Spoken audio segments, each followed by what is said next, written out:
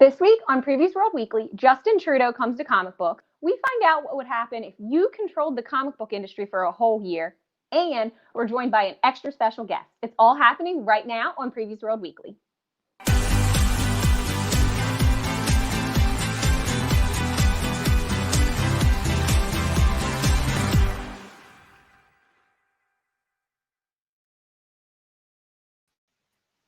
What's up, Previews World? It's Wednesday. It's New Comic Book Day, which means it's time for Previews World Weekly. I'm one of your hosts, Troy Jeffrey Allen. I am your other host, Ashton Greenwood, a.k.a. the Duchess of Free Comic Book Day, and I have procured more Baby Yoda merchandise. So it's Troy, it's Ashton, Yoda, Baby Yoda, and we have a special guest this week. Everybody say hi to Steve Halsey. Hey, how you guys doing? What's going on, Steve? So real quick, if you can you explain to people how you got to be on this show this week? Because I know some people are like, who the hell is Steve Halsey? Well, I know some weeks people go, who the hell? I know some weeks people go, who the hell are Ashton and Troy? But Fair. How did you get? Why are you the special guest this week, Stephen? What did you do to accomplish such a thing? I went to Diamond had an auction going to the comeback auction, and for the opportunity to be on the show, and me and my wife thought this would be a great opportunity for us, and so I was the highest bidder. All right, cool, awesome. And I see you've got a nice display here, and we're going to talk about that a little bit later. But you're definitely a comic book collector, right? How long have you been collecting, Steve? For most of my life, as far as I can remember. Oh wow, okay. That's pretty awesome. We're gonna shout out your local comic shop later, but you go every single week to your local comic shop, and what's on your pull list every week, or what are some of your favorites right now? Well, my pull list every week is definitely Teenage Mutant Ninja Turtles, Punisher. Oh. My wife gets Wonder Woman and anything archery related. I like her. Okay, there you go. You're in good company, because oddly enough, I talk a lot about Wonder Woman on this show. It seems like every other week I'm talking about Wonder Woman, and Ashton definitely loves Archie, so absolutely perfect. And hopefully we'll get to learn a lot more about Stephen during the course of the show, but he is our co-host. You'll definitely get to learn a little something about us, Stephen. For example, I am obsessed with Jackie Chan. And Ashton is obsessed with Avatar. And so we do this segment every week that we've titled ourselves. We don't actually call this it on the show, but things we saw this past week. And so this past week, I'm going to volunteer the thing that I saw this past week, which was, I caught wind of a picture, and I think I've seen this before, a picture of Jackie Chan and the creator of Dragon Ball Z. Someone posted it on Twitter this past weekend. And it has a little bit of a backstory behind it, which I thought was kind of cool, which is that Dragon Ball Z, Jackie Chan is a huge fan of that franchise. And so he apparently went to go meet with the creator of Dragon Ball Z, Akira something or other, whose name I can't remember right now. He was basically trying to get a part in a Dragon Ball Z movie. And they were going to, I guess, produce this Dragon Ball Z movie through Golden Harvest at the time. And this is about in the late 80s, maybe early 90s. Jackie wanted to play Goku, and he's even done some soft homages to the Dragon Ball franchise in some of his other movies. And I think the last time we heard, he was pushing to play maybe Master Roshi at one point in time. But ultimately, this was a project that came about in the 80s, and to make a Dragon Ball Z movie back then would have been super expensive. And Jackie Chan pretty much was like, sorry, can't do it. So what could have been? It could have been better than Dragon Ball Evolution for sure, or at least very interesting. So that's the cool thing I saw this week. It's kind of like two things I love: comics and Jackie Chan just colliding together. So I was actually really pumped to see that. Ashton, what's going on with you this past week? So everyone in the Avatar fandom is mad because so the original creators of Avatar were in partnership with Netflix to help develop Netflix's live action Avatar series, which was going really well, and everyone was super excited until last week the original creators exited the production and kind of parted ways with Netflix. And they said on their own accounts, they kind of cited some creative differences and that what Netflix wanted to do with it didn't really live up to what they had in mind. And then a few days ago, there was a rumor that broke that Netflix wanted to A, leave room to cast white actors in the show, and B, age up all of the characters so that they could like have a focus of romance and sex scenes, which I'm angry. Everyone's angry. That's so weird. It's an Asian show. And then the other thing is like there's this weird undertone in the entire show that like nobody can really romantically invest in each other because of the war. Like the fact that there aren't relationships is a plot point. Right. Like who has time for that? Right. Right. Yeah. That's really strange that they want to make them like older and sexy. It's like almost to the point. It kind of gets to the point that, why did you even buy this? Like, why did you even like want to like adapt a Avatar movie after a while? That's very strange. Anyway, I don't know. But anyway, those are our two recent obsessions, Stephen. But I'm curious. I want to know the story behind this wall of, it looks like sketches behind you. Like, what is the deal here? Yeah, this is my wall of originals back here. I'm fascinated with artwork, and that's part of the comic books is the artwork. Oh, for sure. And me and my wife on the weekends and everything, we go to conventions and we showcase the local artists and vendors and social media for them, basically. And these are all originals except for the one print, but the original is right above it. Okay. Nice. I love having the originals, so I've been given these for the stuff that we do. I have many different Punishers. You can't see the whole wall, but I have many different Punishers because Punisher is one of my favorite characters, and I get that done by many different artists because I love the different variations. Like the one that's right above my head is from Mike Zeck. Okay, yeah. Who else do you got back there? Right here, the Minion. That's George Perez. Oh, you get George Perez do a Minion. I love that. Superman. It's Superman Minion. Let's see, the turtle over here is one of our friends. That's all colored pencil right there. Okay. The Raphael. The Raphael that's above that you can only see half of it. I've never pointed in the camera before. So, that one's done by another local artist here in town. Nice.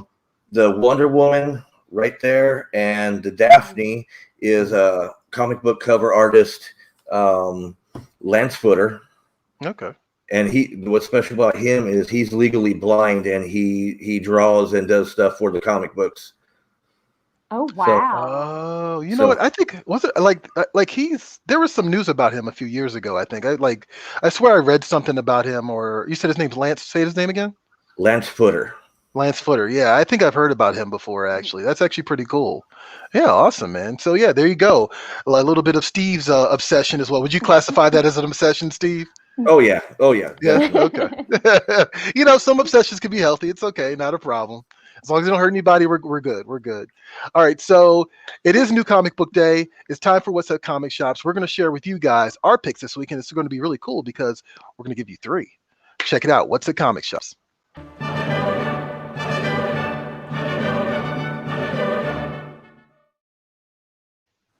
Okay, so my pick this week, we actually have a trailer for, so I don't really need to talk about it that much. But I'm picking Maestro from Marvel Comics this week, and this is the Future Imperfect sequel, follow-up that honestly has been 30 years in the making. I'm ashamed to admit that despite the fact that Incredible Hulk, my love with Incredible Hulk is solely responsible for 2 things: Bill Bixby, and Peter David. And Peter David's returning to this story that he created back in the 90s with this Maestro follow-up. And for those of you who aren't familiar with this, Maestro is basically the persona of the Hulk in the future once he's become smart, once he's able to maintain his Hulk physique, but also once he's become like this authoritarian like madman. And he's basically taken on the entire Marvel universe and won, because who can stop that Hulk when he's angry, right?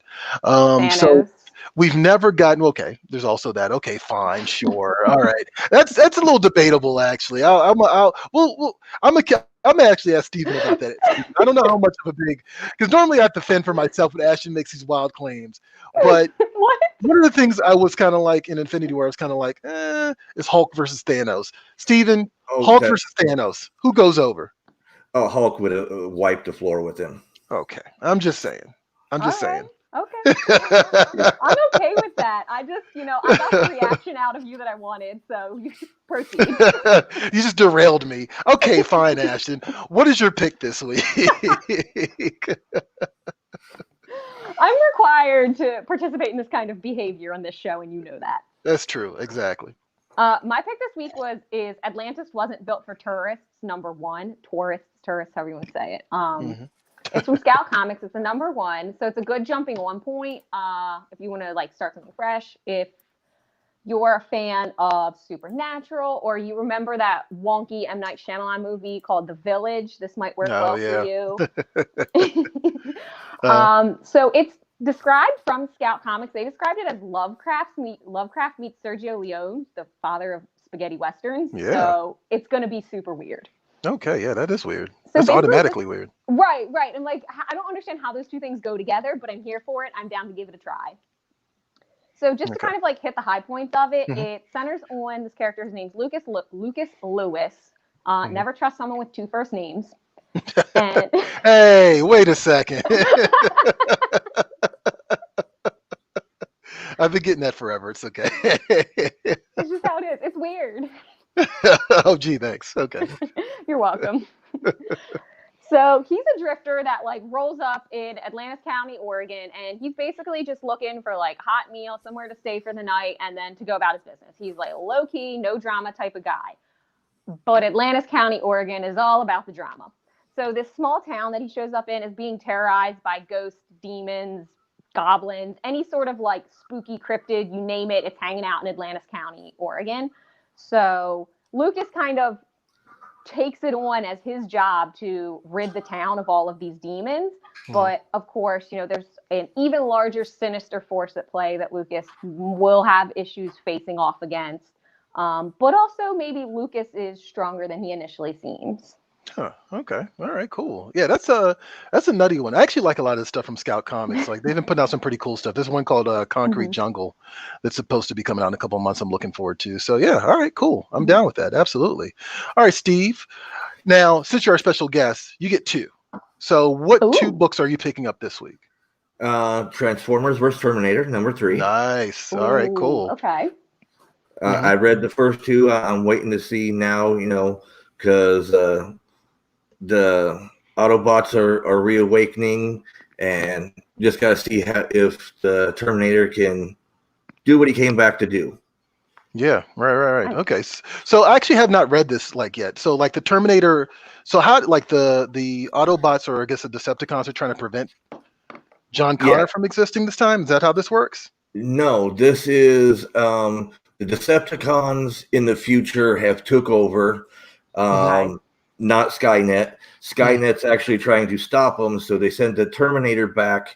Instead of going after Sarah Connor, they're going after all the Cybertrons, Autobots, and Decepticons. Okay. But now after the second one, Sarah kind of told Terminator to chill out on the Autobots. They may be on our side. So now they're in 3, they're heading out after the Decepticons.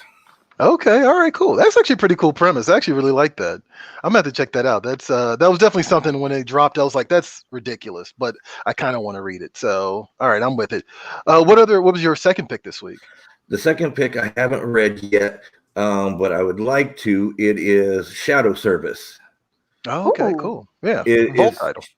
Yeah, she is a detective, but she's also a witch. So she doesn't know she's becoming a monster as her powers get going. From what I understand, like I said, I haven't got to read it yet. It's one that I really want to pick up. No, awesome. Yeah, I mean, no, it's New Comic Book Day is great for experimentation. You can definitely pick up a #1 and discover something new, or you could pick up something that's already running right now. Like for example, there's a new Thor this week. Let's get into the big ticket items. New Thor this week. Donny Cates has been killing it from everything I've been hearing from people. I read the first 2 issues. I kind of have to agree. Thor is now the Herald of Galactus, which is bananas. And it's just I'm actually looking forward to where this is going because Kate's type likes to play the long game with a lot of his stories. Meanwhile, we also have Power Rangers, Lord Draken, which is of course spinning out of the events of some of the Boom Studios Power Rangers books this week. That's also very cool. Shadow Service, of course. You heard Steve just talk about it just now. Definitely check that out. That's new from Vault. Also, Jonathan Hickman. It's not an X-Men book, see? It's not an X-Men book, see? I knew you were going to say something, Ashton. It's not, see? It's Decorum, see? Okay. Okay, all right.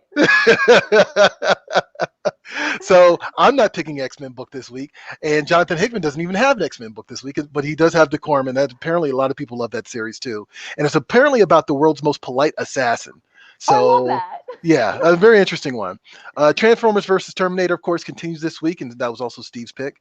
Once in Future, Kieran Gillen and Dan Mora. That book looks amazing. The artwork on that book is so good. It gets so much hype too. Like I'm almost like, should I just like try it? Because everybody gets so excited about it.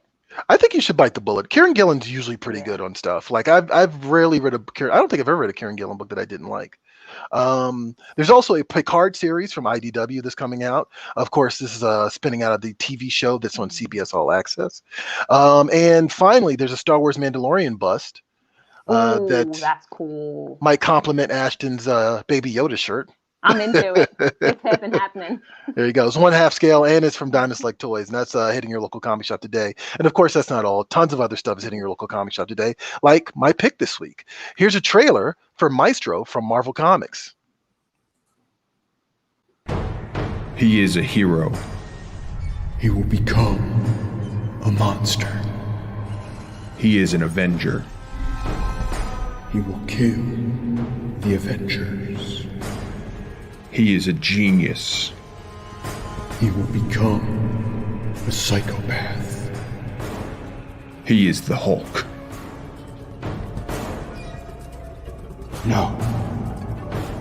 He is the Maestro.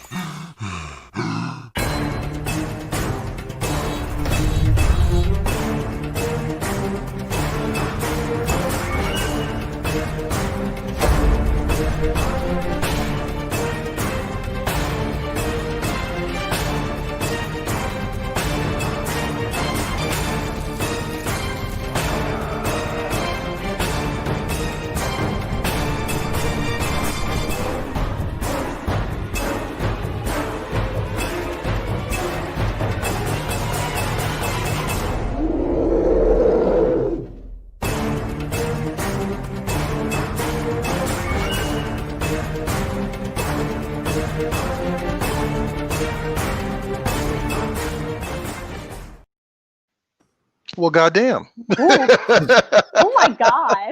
That was cool, right? Come on, that was good. I swear, That was awesome. that was all. The first time I read Peter David's Hulk was in the early mid 90s when he was doing the series with Gary Frank, and he's my go-to. Like if Peter David's doing it, I'm going to read it. And the fact that he's back on Hulk, I'm hoping this is actually the beginning of hopefully maybe Marvel Old Man Loganing the future Imperfect universe, so that we can get some more stories in this particular universe, because I think that would be cool. Johnny, do we have anything in the comments? Anything going on in the comment section?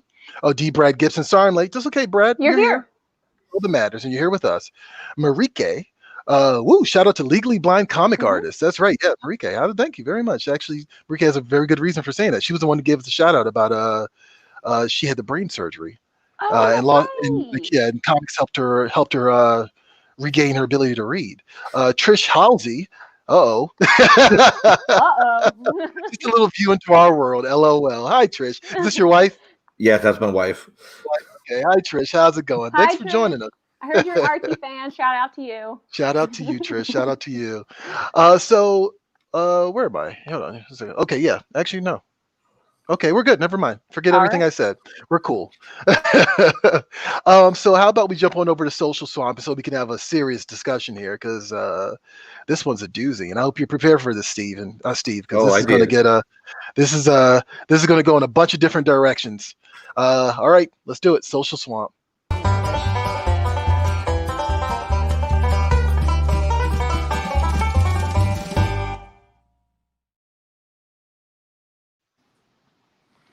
right, all you, Ashton.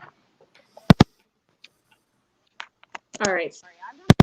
My iPad, as I manage to do about this time every week. It's like always midway through the show, the iPad just gives up. I don't know what happened. Like, okay, so it started to fall because I have it like propped up on some Archie trade, so it's the right height. And I tried to catch it, but I hit a button, and now it's only like half screen, and there's like a giant white block at the bottom. I don't know what I did. I'll fix it later. You seem okay. You look okay. Oh, hold on. We got some more Archie love for you, Ash. And Trish followed up with, "Hi, thanks. True Archie fan to the core." Yay! I love it. As am I, as my iPad is stacked on 6 Archie trees. Okay, sorry. Social Swamp. It's here. It's happening. Okay. We asked you guys to tell us if you could control the comic book industry for a whole year, what would you change? What would you do with it? Would you lower prices? Only original graphic novels? Take it all digital? Something else? And so we are going through your big ideas right now. Greg said, reinstate home subscription and be able to select a local comic shop to receive a percentage of the sale price for subscribing or buying digital comics. Danny said, longer lead times to lead to higher quality stories. Establish something akin to the Pixar Brain Trust so writers can get honest and helpful feedback free of ego along the entire process. Target audiences outside traditional comic book audiences while not alienating longtime fans. That last sentence is the big trick. Stacy says, have only core titles and keep them congruent. No more #1 issues every couple weeks to spark interest. Also make the interior artist the same as the cover artist. That's a big one for me. Don't even get me started on that. Right, you said that a couple times. Yeah, I'm just not a fan of that. Lee says, make them cheaper, knock it off with all the damn crossovers, and put a few books back in grocery stores next to the cash registers. See, I agree with him a lot. Oh yeah.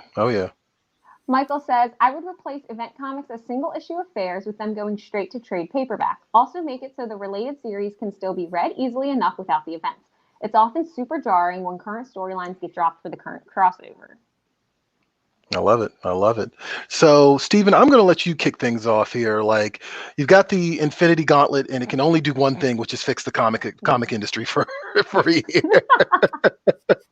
Which only seems 1 year, and then we're done. Then we're done. Yeah. So, which seems like a waste of a wish. Seems like a waste of a cosmic power. But I know. Look, judging by the comments we got, there's at least like droves and droves of people who are invested in the future of this industry and where it's going.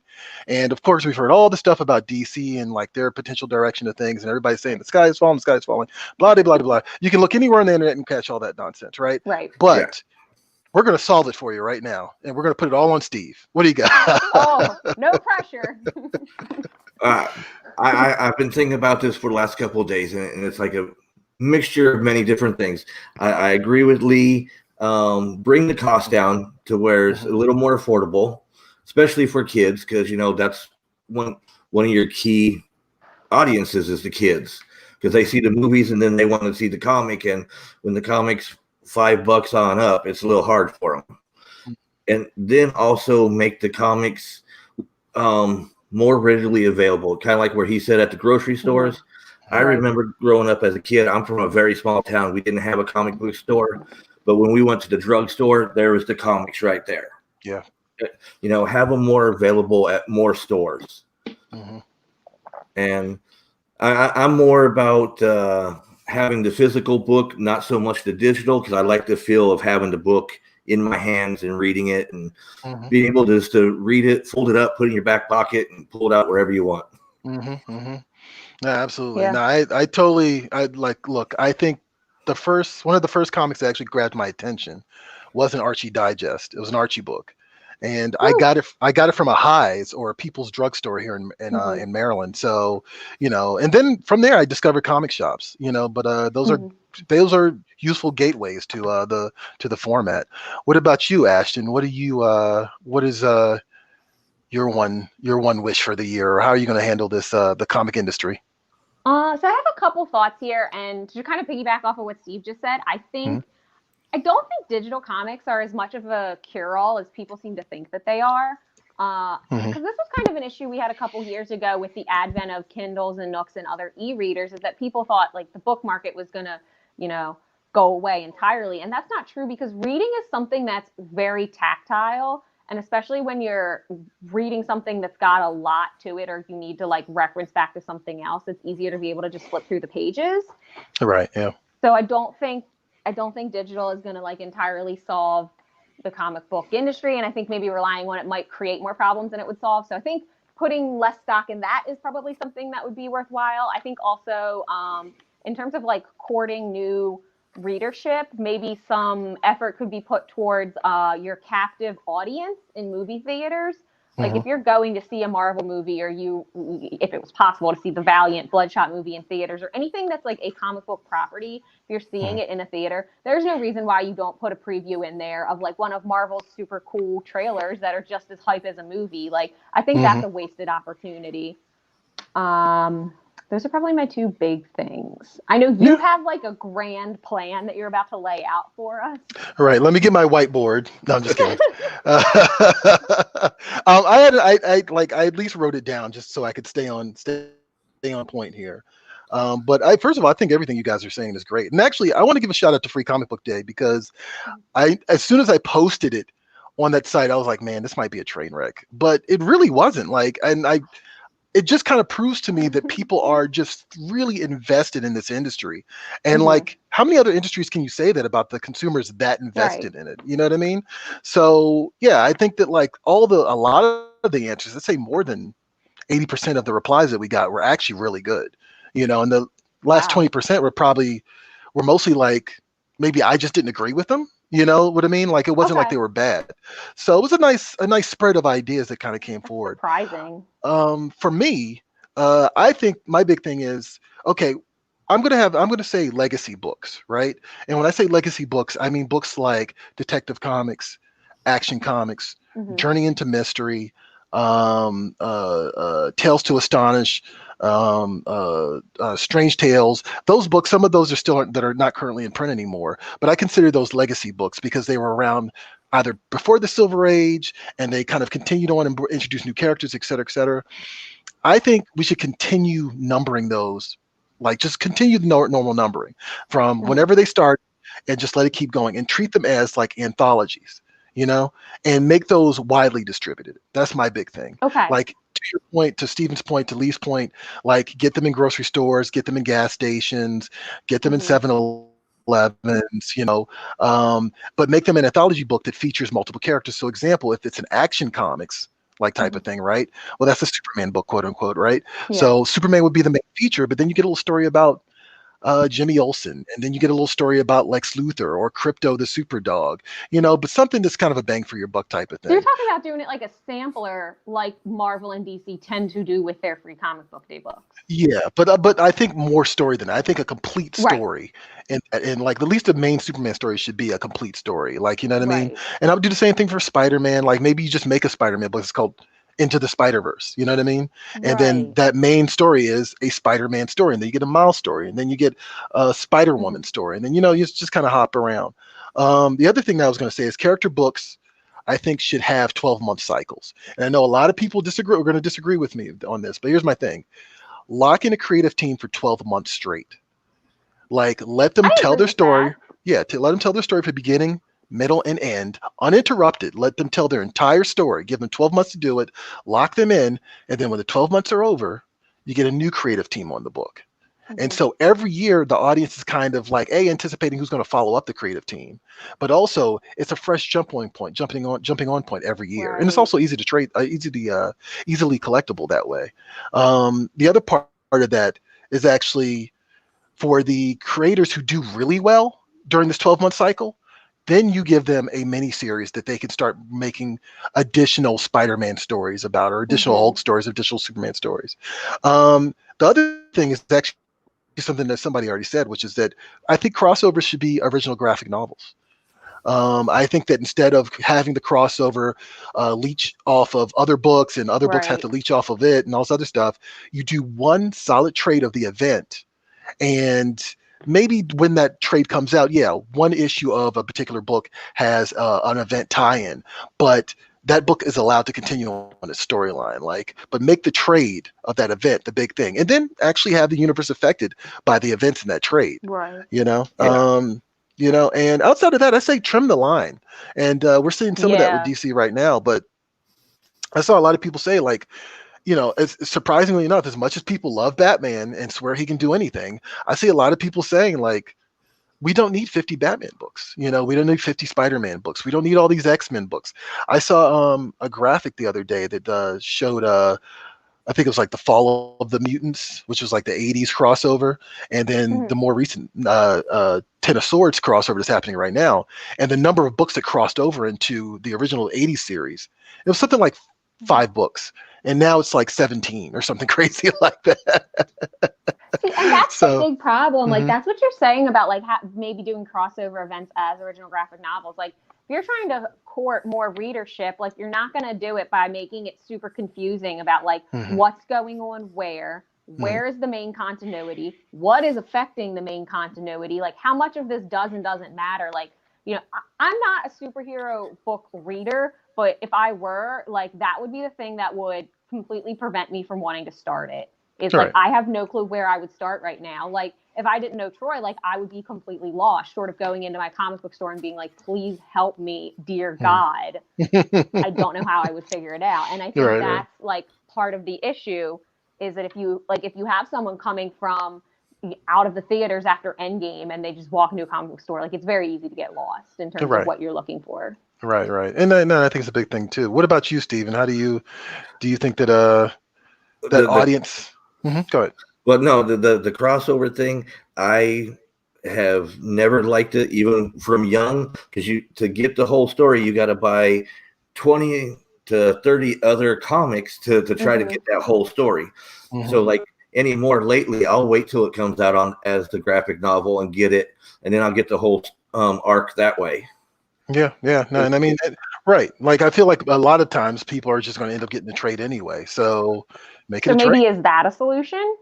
Yeah. I mean, I think that it might be. What about, do you think so, Steven? Yeah, I think that'd be, either or. Sorry. Oh, no problem. Yeah, no, just have it come out as the graphic novel or trade, and then you'd be good. Yeah, I totally agree with that. And then it becomes like an event in itself that you can get anywhere on top of that, right? Like, because it's not a single issue, it's a little bit more widely distributed. So, you know, anyone can pick it up and be like, oh, here's this Avengers adventure that I didn't know. I think we got some comments here. What's going on in the comment section, Johnny? Lance Footer. Hey, Lance, there you go. We were just talking about him. He said, let more indie artists that have talent in the door instead of slamming the door on them. Okay. All right. I mean, that's a real thing. What else we got?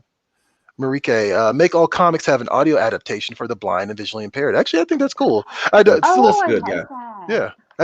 She smiles like it's a little self-serving. I get it, but it does make sense. And I've seen a lot of companies go into Audible and stuff like that. Like, I know there was a Wolverine one that just came out recently too. And what else we got, Johnny? Oh, now Lance and Marike are having an exchange. Marike Davis said, that is an amazing thought. I am legally blind and draw for comics, but I have never read so love this comment. Okay, awesome. Yeah. I mean, accessibility is not just one road. You know what I mean? There's many different roads that, like, you know, give people access to a format and to a medium. So why the heck not? Actually, since sorry, I'm getting notes from Johnny in the corner. I'm sitting there like, what am I supposed to do here, Johnny? Sorry. But real quick, Steve, I don't know, I keep calling you Steve. I'm gonna call you by, like, you know, your proper name or something. I don't know what that is. Your proper name. Your first name, right. So actually, Steve, how did you what do you love about comic books? Like, what is it after we've had all these people telling us what they would fix about comic books? What do you love about comic books specifically? The artwork. That's one of the number one things, as you see with my wall. It's the artwork. I love the artwork. Everybody's rendition of their characters when they start doing the series, but I also like the stories, because, like I told you earlier, I'm from a small town. Like, reading Spider-Man and Fantastic Four growing up, I got to see New York. I never got to see. I'm from a small little farm town. That was out of my realm, you know. So it also lets me get away from the real world into the fantasy world. No, absolutely. Actually, one thing I definitely also saw a lot in the comments was people saying, oh, they should invest more in the artists, which I actually agree with. Yeah. I know a lot of people like to like boo-hoo and poo-poo the 90s and how the artists came into like, into such power, et cetera, et cetera. But artists get people through the door. Artists put butts in Yeah. seats. Like that's the first impression you get of a comic. And so, if it's the same person on the cover, if it's the same person on the inside of the book, maybe that makes a difference. Anyway, Ashton, what about the weekly poll this week? Let's switch over to that now. What do we got this week? Okay. So I asked my friends on Free Comic Book Day, which, by the way, you can follow me on Free Comic Book Day, Facebook, Twitter, and Instagram for all of this fun nonsense. This weekly poll, well, okay, hold on. Let me back this up a little bit. This week, one of the books that's available at your comic shop for Free Comic Book Summer is Donald Duck.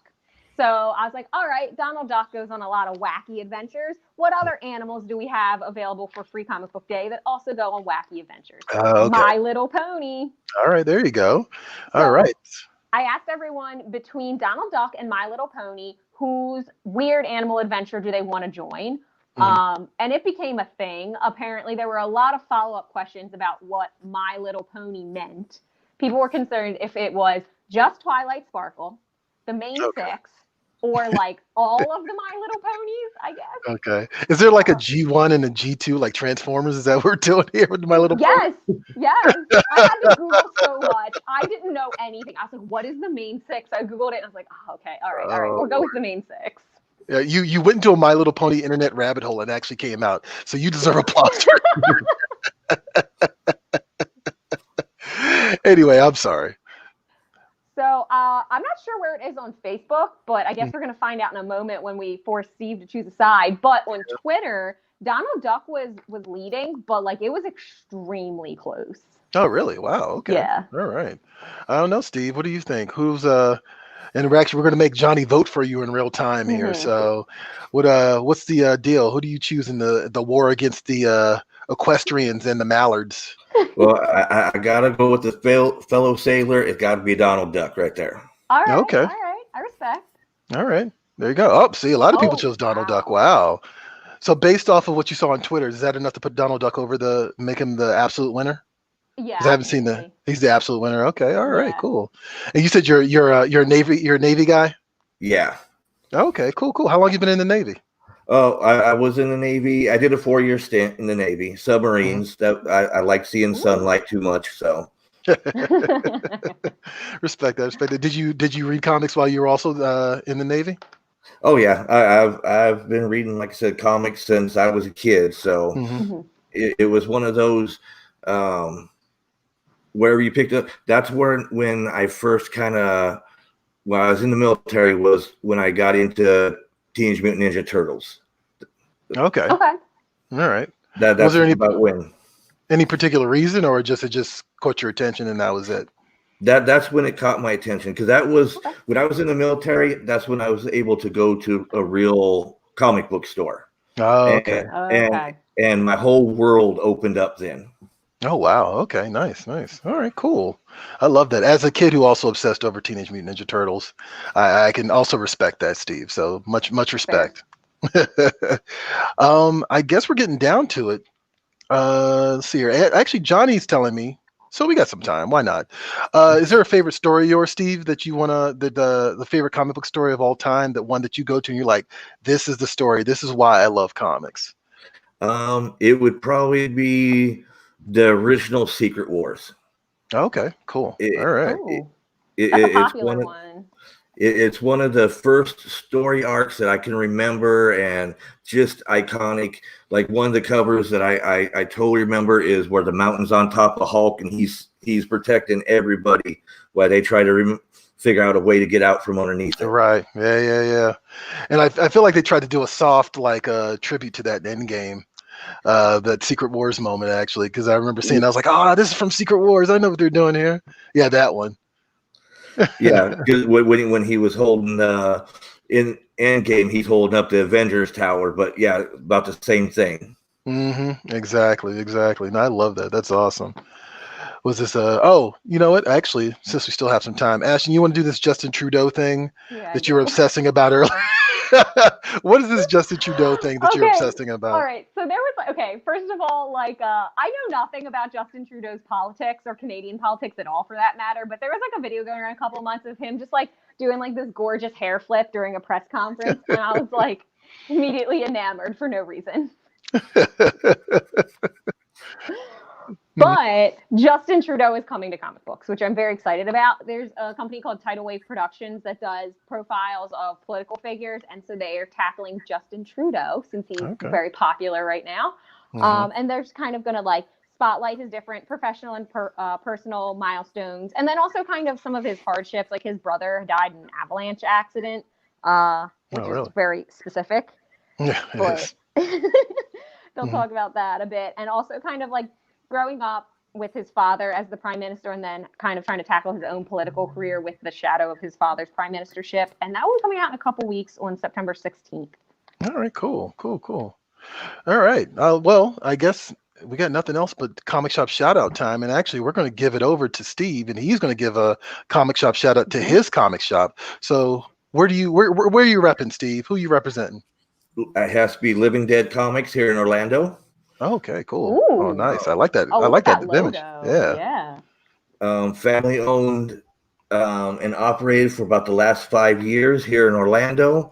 Cool. Great family. They love their customers. It's a true mom and pop shop, not corporate ran. It's ran by Lee, not the same Lee that was on here, but a different Lee. And he will engage with everybody that comes into the store. If you're looking for something, he usually knows it off the top of his head. If he can't, he'll find it for you real quick. Awesome. Wow. There you go. Comics are community. I keep telling people that's become part of that family. Look at that. That's the whole family. That's all the owners right there from left to right. That's Lee, Alice, and George, and they own the store. Okay, awesome. I love that. That's incredible. Yeah. Before we get out of here, Steve, is there anything else you want to just shout out? Someone you want people to know about yourself? Hopes, dreams? Well, if I could shout out our page, Orlando Collector Deviants, that's where what we do on the weekends, where we go to the different conventions and showcase the conventions, the artists, the vendors, and everything. We're on Facebook. We go to all different kind of conventions. Like last weekend, we hit 2 conventions. We were out C2E2 before everything went to heck this year. Right. Yeah, that's right. That's right before. Yep. And you survived. You survived the nerd virus. Oh yeah. Right. So there you go. Because I know a couple of people who went to C2E2 and actually got COVID. So yeah, good. Glad you're alive and healthy, my friend. Oh yeah, it's one of those. They bring us up as press, and we love it. And okay, nice. Awesome. So yeah, definitely check that out. And one more time, what is it called again? Orlando Collector Deviants on Facebook. All right, cool. Yeah, definitely check that out. Be a part of the community, guys. Like I've actually found some great friends in these different Facebook groups focused on comics. So I'll definitely check that out and see if I can hold my own with you guys. I'm striding to be like you guys. Okay, hey, well, you know what? Maybe we can do a team up in the near future. I think that'd be cool. That would be cool. So I guess that's it for Previous World Weekly, guys. Again, everybody say thanks to Steve. Let him know that he's been great hanging out with us, co-hosting. And I guess what the big thing here, Ashton, is you got an interview on Friday. I do. You want to tell people for what? With who? I'm very excited because this was precarious for a moment until this morning. So Friday, Comic Talk is back. It's hip. It's happening. We have the creators of Ice Cream Man coming on. W. Maxwell Prince and Martin. I think it's Martine because he's got like a little accent in his email address. Anyway, I'm going to ask him about that before I say it wrong, like a white person.